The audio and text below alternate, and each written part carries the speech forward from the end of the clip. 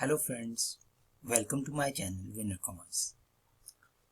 Friends, आज मैं आपके लिए एक नया वीडियो लेके आया हूं। इस वीडियो में मैं आपको बताऊंगा कि किस तरीके से आप कुछ इनपुट्स को किसी आउटपुट में कन्वर्ट कर सकते हो। मैं यहाँ पर बात कर रहा हूँ मैन्युफैक्चरिंग यूनिट्स में। जब हम कुछ सामान खरीदते हैं, कुछ रॉ मटेरियल खरीदते हैं, उस रॉ मटेरियल को प्रोसेस करके हम किसी आउटपुट में, किसी फिनिश्ड गुड्स में कन्वर्ट करते हैं। तो वो जो इनपुट्स हैं हमारे, वो जो रॉ मटेरियल्स हैं हमारे, रॉ मटेरियल्स को हम किस तरीके से कंज्यूम दिखाएंगे और किस तरीके से उस कंज्यूम्ड रॉ मटेरियल के सामने हम अपनी फिनिश्ड गुड्स को जनरेट कर सकेंगे। क्योंकि रॉ मटेरियल जो हम खरीदते हैं वो हमारी परचेजेस में आता है, लेकिन उसके बाद जब हम सेल करते हैं तो सेल हम फिनिश्ड गुड्स की करते हैं। तो फॉर एग्जांपल, जैसे मैं एक एल्यूमिनियम शटर्स बनाता हूं, तो मेरे लिए रॉ मटेरियल होगा एल्यूमिनियम शीट्स, कुछ कंज्यूमेबल स्टोर्स हो सकते हैं जैसे स्क्रूज हैं, ठीक है। तो ऐसी कुछ चीजें मैं लेके आता हूं और मैं उनको आगे कटिंग करके, उनको प्रोसेस करके, मशीनों में से गुजार के, तो मैं एक शटर बना लेता हूं। तो मैं जब बेचूंगा तो मैं शटर पीसीस के हिसाब से बेचूंगा, ना कि जो मेरे को शीट्स आई हुई हैं वो मुझे वेट के हिसाब से आई होंगी, जैसे केजी के हिसाब से आ गई हैं, क्विंटल्स के हिसाब से आ गई, टन्स के हिसाब से आ गई, है ना। तो मैं जब शीट्स खरीदूंगा या जो रॉ मटेरियल है वो मे भी केजी के हिसाब से खरीदूं, लेकिन जब मैं अपना फिनिश्ड गुड्स बेचूंगा तो वो मेरा हो सकता है मैं उसको पीसीस के हिसाब से बेच सकूं, या भी वो भी वेट के हिसाब से बिके। लेकिन जितना मैंने रॉ मटेरियल खरीदा है उसके बराबर जो है वो मेरा फिनिश्ड गुड्स नहीं हो सकता है।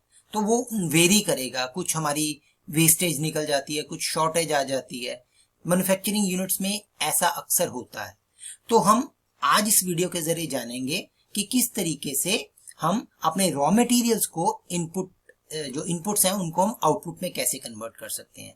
तो देखिए, ये हमारी वही कंपनी वैष्णव ट्रेडर्स के कंपनी जिसमें मैं कपड़े में डील करता था, लेकिन अभी तक मैंने जितने वीडियोस बनाए थे उसमें मैंने ट्रेडिंग यूनिट के तौर पे दिखाया था। लेकिन आज मैं यहाँ पर इसको एक वैष्णव ट्रेडर्स को एक मैन्युफैक्चरिंग यूनिट के तौर पे आपको दिखा रहा हूँ। तो हमने जो कपड़ा खरीदा हुआ है ये कपड़े में डील करता था। तो कपड़ा जो मैं खरीदा है उसको मैंने आगे उसके सूट्स या उसके कुछ पैंट्स या शर्ट्स को बना के मैंने तैयार किया है। तो किस तरीके से मैंने वो जो कपड़ा खरीदा हुआ उसको कंज्यूम करूंगा और फिनिश्ड गुड्स को तैयार करूंगा, ताकि जब मैं सेल की एंट्री डालूं तो वो सूट्स की, पैंट्स की, शर्ट्स की सेल दिखा सकूं। तो देखिए हम क्या करेंगे, हम ट्रांजैक्शंस में जाएंगे, कंपनी वो खुली हुई है, ट्रांजैक्शन में जाएंगे। ट्रांजैक्शन में हम स्टॉक जर्नल में जाएंगे। ये स्टॉक ट्रांसफर के नीचे है स्टॉक जर्नल, इसमें हम ऐड को सिलेक्ट करेंगे। तो ऐड को सिलेक्ट करने के बाद यहां पर आ गया ऐड स्टॉक जर्नल वाउचर। तो स्टॉक जर्नल वाउचर को हम एंटर करेंगे। सीरीज मेन रहेगी, डेट तो ये इस साल मान लो मैं मंथ एंड पे मेरा बैच खत्म होता है, लॉट मेरा फिनिश्ड गुड्स में कन्वर्ट होता है। तो मैं मान लो 30/4/2020 को मैंने ये इस तारीख को मैंने अपने आउटपुट को रिकॉर्ड करना है। तो material centre main store, material centre main store, ठीक है। और नरेशंस में हम लिख सकते हैं कि स्टॉक ट्रांसफर एंट्रियां, conversion of raw material into finished goods. तो हम जो भी नरेशन आपको सूटेबल लगता है आप दे सकते हो। अब ये देखो, यहां पर हमने लिखा आइटम्स जनरेटेड, ये हमारा आउटपुट है फिनिश्ड गुड्स के लिए। ये जो कॉलम है, ये जो एरिया है, ये फिनिश्ड गुड्स के लिए। तो मान लो कि मैंने कुछ जो कपड़ा खरीदा हुआ था उससे मैंने क्या किया, उससे मैंने कुछ सूट्स तैयार करवा लिए। तो मैंने सबसे पहले तैयार किया सूट्स। तो मैंने सूट की आइटम मुझे पहले ये क्रिएट की होनी चाहिए सूट की आइटम। तो मान लो मेरे 1 दर्जन सूट तैयार हुए, तो इनका प्राइस करीब करीब 1200 रुपए के हिसाब से बेचता हूं, तो वो मैंने यहाँ पर लिख दिया। फिर मैंने कुछ पैंट्स तैयार की थी, तो ये भी मेरे पास पैंट्स भी मेरे पास, इसका भी एक यूनिट जो है वो तैयार होना चाहिए, आइटम तैयार होनी चाहिए। अब मान लो पैंट का प्राइस था हमारा 1000 रुपीज का।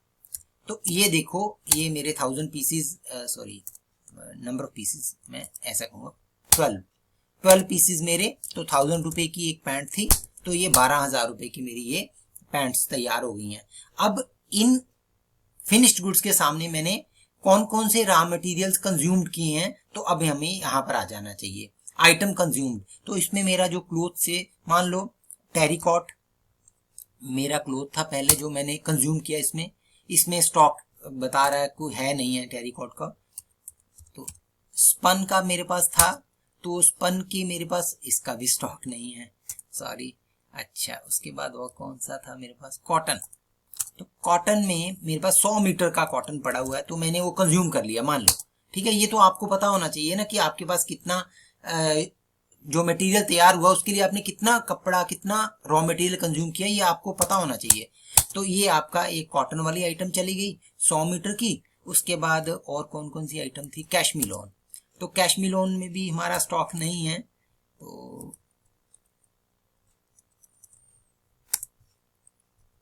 कॉटन, रूबिया में 415 मीटर है, तो मान लो 415 मीटर रूबिया का भी हमारा यूज हो गया। तो ये देखिए हमारा ये दोनों आइटम्स हमने कंज्यूम कर ली। 19,801 रुपए का हमारा जो ये देखो ये स्टॉक था, ये जो कॉटन और रूबिया का, ये हमने कंज्यूम कर लिया। और ऊपर हमारी जो पैंट्स और सूट्स तैयार हो गए हैं। अब अगर इसको हम सेव कर लेते हैं तो ये हमारे पास हमारा स्टॉक जो रॉ मटेरियल था वो खत्म हो गया, लेकिन अब हमारे स्टॉक में क्या आ गई हैं, फिनिश गुड्स आ गई हैं। और फिनिश गुड्स कौन सी हैं, फिनिश गुड्स हैं हमारे सूट्स एंड पैंट्स। अब इन सूट्स और पैंट्स को जब बेचेंगे तो सेल्स में हम सूट्स और पैंट्स से एंट्री करेंगे। तो इस तरीके से हम जो मैन्युफैक्चरिंग यूनिट्स वाले होते हैं वो अपने क्या कर सकते हैं, रॉ मटेरियल्स को कन्वर्ट करके कंज्यूम्ड दिखा के फिनिश्ड गुड्स को तैयार कर सकते हैं। तो आशा करता हूँ आपको मेरा ये वीडियो पसंद आया होगा। अगर मेरा आपने चैनल सब्सक्राइब नहीं किया तो काइंडली सब्सक्राइब कीजिए। और थैंक यू वेरी मच, धन्यवाद, जय हिंद।